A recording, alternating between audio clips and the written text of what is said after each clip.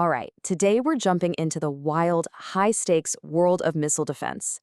We're going to break down what seems like an impossible task. How in the world do you stop some of the fastest objects ever built by humans? You often hear this analogy, trying to intercept a missile is like trying to hit a bullet with another bullet. And honestly, it's no exaggeration. That one phrase just perfectly captures the insane level of difficulty and precision we're talking about. These are objects moving many, many times the speed of sound, where your margin for error is, well, it's pretty much zero. So here's the game plan for this explainer. We'll start with that bullet versus bullet challenge. Then we'll walk step by step through a missile's flight, the boost, midcourse, and terminal phases.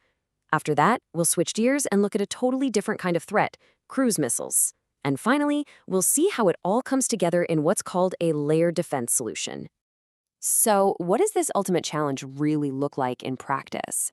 A successful interception isn't just about one person pushing a button. No way. It relies on this huge, complex web of satellites, super powerful radars, and incredibly advanced computers, all working together in perfect sync.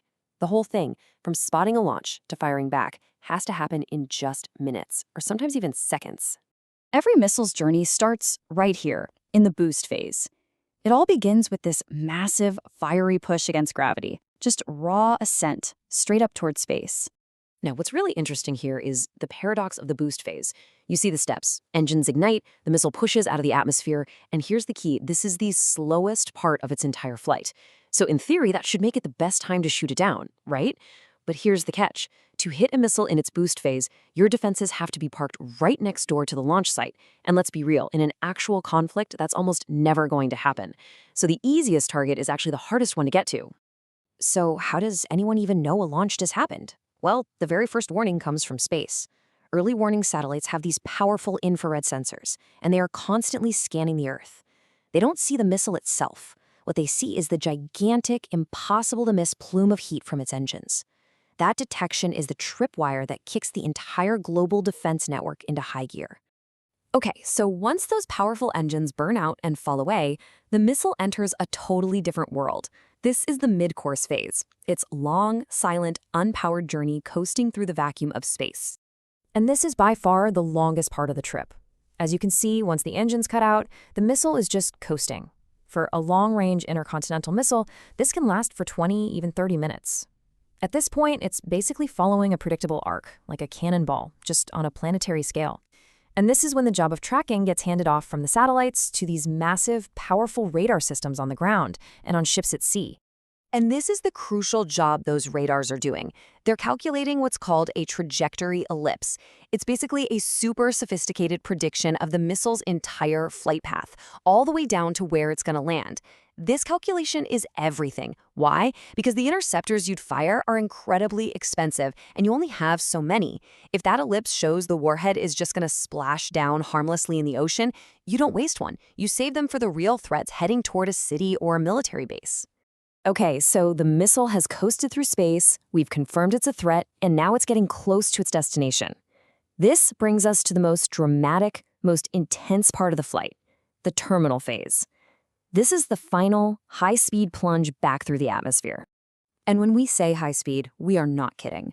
The warhead can scream back into the atmosphere at unbelievable velocities, sometimes topping Mach 10.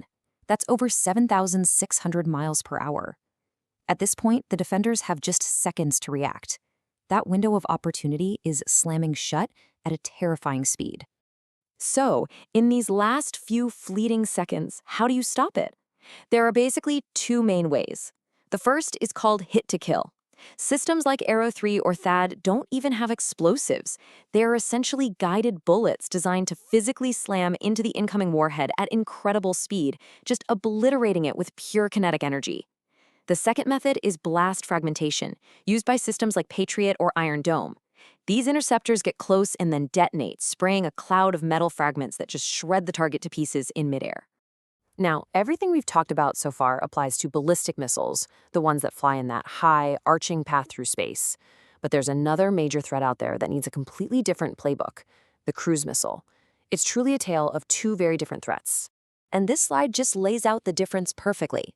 A ballistic missile goes way up into space, follows a predictable path, and comes screaming down at hypersonic speeds. A cruise missile? It's the total opposite. It flies low, sometimes just 100 feet off the ground, using hills and valleys to hide from radar. It's slower, kind of like a jet. But because it can maneuver, it's incredibly hard to spot until it's almost on top of you. These are two completely different problems to solve.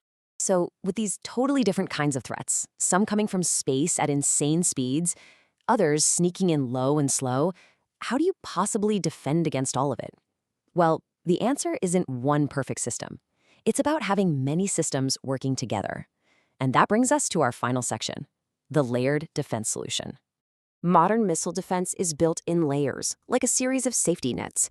The outer layer, with systems like Arrow 3, is meant to hit ballistic missiles while they're still coasting through space. If something slips through, the next layer, with systems like THAAD, is there to engage it as it re-enters the upper atmosphere. And finally, you have the point defense layer. Systems like Patriot and Iron Dome are the last line of defense, a final shield protecting a specific city or military base from anything that got through the first two layers, or from those low-flying cruise missiles. And that right there is the key takeaway: redundancy. No single system is perfect. No interceptor works 100% of the time. The whole idea of a layered defense is to accept that reality. It's all about giving yourself multiple shots to take down a threat. If one layer misses, the next one is ready and waiting. And this really brings us to the fundamental tension at the heart of all this. We've seen how incredibly complex missile defense is, but the technology on the other side, faster, stealthier, more maneuverable missiles, is always getting better too. So it leaves us with this massive question for the future. Since no defense can ever be perfect, what does this constant cat and mouse game between offense and defense look like in an age where technology is accelerating faster than ever before?